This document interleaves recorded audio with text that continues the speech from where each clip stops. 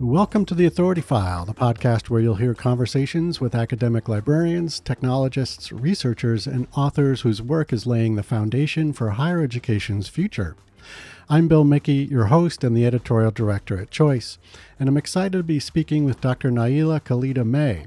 Dr. Khalida May is the principal investigator of the Black and Free Research Creation Project, a Dorothy Killam Fellow, the Tier 2 SSHRC Canada Research Chair in Race, Gender, and Performance, an accomplished multidisciplinary artist, and an associate professor at the University of Waterloo. She is also the author of Performing Female Blackness, a book just out from Wilfrid Laurier University Press that examines what private and public performances of female blackness reveal about race, gender, and nation. The title uses a fascinating and effective mashup of scholarship, poetry, performance, and lived experience to explore Black expressive culture in a variety of settings. I'm excited to share that during this interview, Dr. Khalida May employs some of the techniques she uses in her books by responding to some of my questions with song and poetry. So put your listening ears on and tune into this 4-part series, which is brought to you with support from Wilfrid Laurier University Press. In this first episode, we're introduced to Dr. Khalida May, the origins of her book, and we discuss the ways performance can transmit something other than entertainment.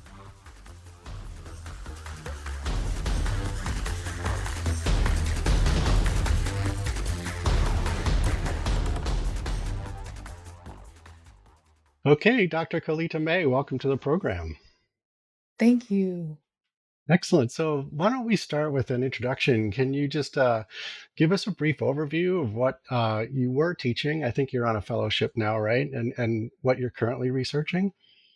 Yes, I was teaching and have taught at the University of Waterloo courses, including Black theater and performance, performance creation, gender and performance, which is a course that went viral worldwide because it used Beyonce as its object of study. That was in 2016, I believe.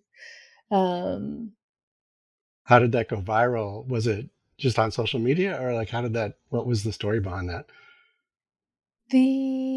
Our department, I believe, wrote a small blurb and posted a small blurb online about this new course that I was teaching called Gender and Performance, and I opted to focus on Beyonce's album, her 2013 album, as the object of study for that course. And so we put up a little advertisement to, the students to register for this class. And then some kind of pop culture website picked it up, and that was it. I did Wow. like over 40 interviews. Oh my gosh. It was internationally covered. We had colleagues in China writing into UW saying, is something happening with Beyonce?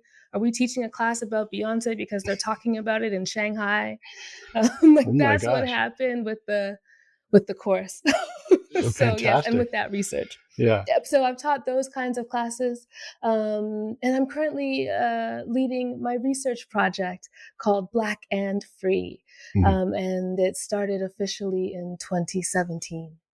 Okay, excellent. Yeah, I do have some questions about that project, so we'll get to those shortly. But let's talk about your book. How did it come together? What was the catalyst for that? It started off as the reason that I went into and what I wanted to study as a PhD student. Hmm. So in that case, it's a germination of an idea, an exploration that began then, and that became this book many, many, many years later, as I just kind of refined and worked through the theory, Hmm. and created some of the art that helped me to understand what it was Right. I wanted to think through and work through. Excellent. So it's called Performing Female Blackness. And I'm wondering if you could situate the word performance for us. I mean, your book approaches it in a sort of very wide angle way, sort of incorporating all kinds of performances, and you're not just talking about entertainment or artistic performing, right? No, no. I'm talking about too many live in a tenement, facing problems that just won't relent. Too many failed by the government. Enough politicians need to repent. They give excuses in each instant and tell lies a regular event. Centuries old is our deep lament, but few want to hear us in the present. I'm thinking about performance that is helping us work through and situate life, as well as policy, and enact change in Hmm. activist traditions of Black scholarship and Black art. Excellent. That was wonderful. Thank you for doing that. Um, this could, probably be an entire episode by itself, but can you talk a bit about, we were talking about how your course using Beyonce went viral, but how does social media in general fit into the definition of performance? How does that also extend the idea of performance? Well, it certainly has made performance studies, I think, all the more, and ideas of performance all the more pressing and relevant. Hmm. We're in an unprecedented era where so many of us are being called to perform who otherwise would not perform. The audience has been thrust onto the stage, um, regardless of their interest in performing, and have been told to navigate that space.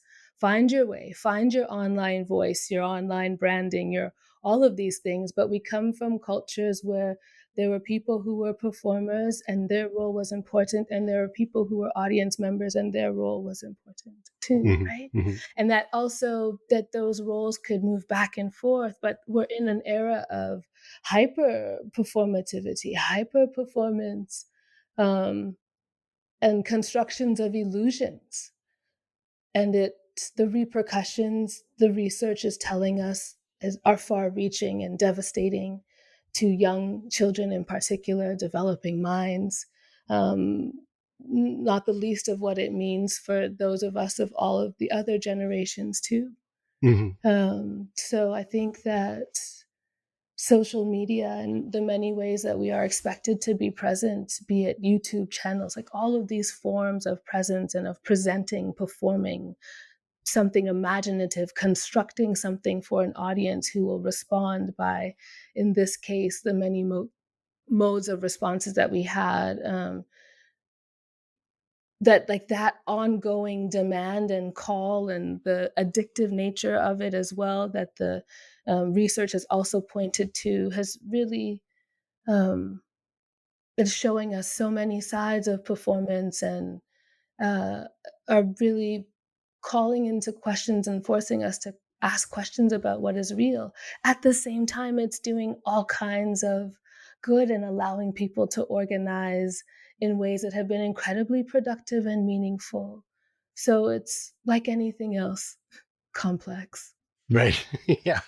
Well, I mean, that's true because, like, the idea, some of the things you discuss in your book are the different kinds of performances that a woman sometimes wants to do or needs to do, or and I imagine in sort of the social realm, that's just a whole nother layer to the idea of performance, and yeah.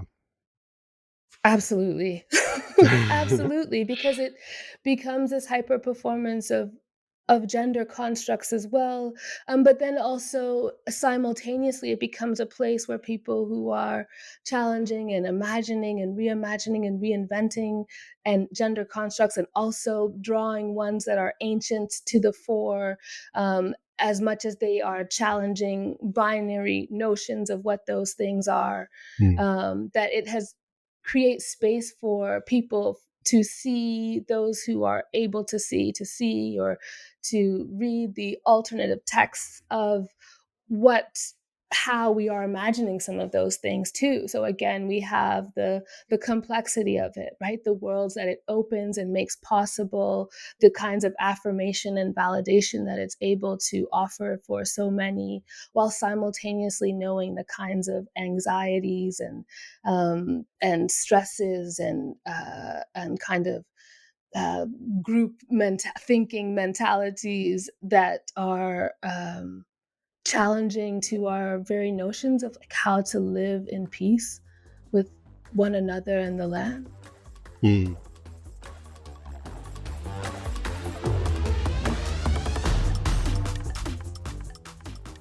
You just heard from Dr. Naila Khalida May. Dr. Khalida May is the principal investigator of the Black and Free Research Creation Project, a Dorothy Killam Fellow, the Tier 2 SSHRC Canada Research Chair in Race, Gender, and Performance, an accomplished multidisciplinary artist, and an associate professor at the University of Waterloo. She is the author of Performing Female Blackness, a book just out from Wilfrid Laurier University Press. This episode is brought to you with support from Wilfrid Laurier University Press.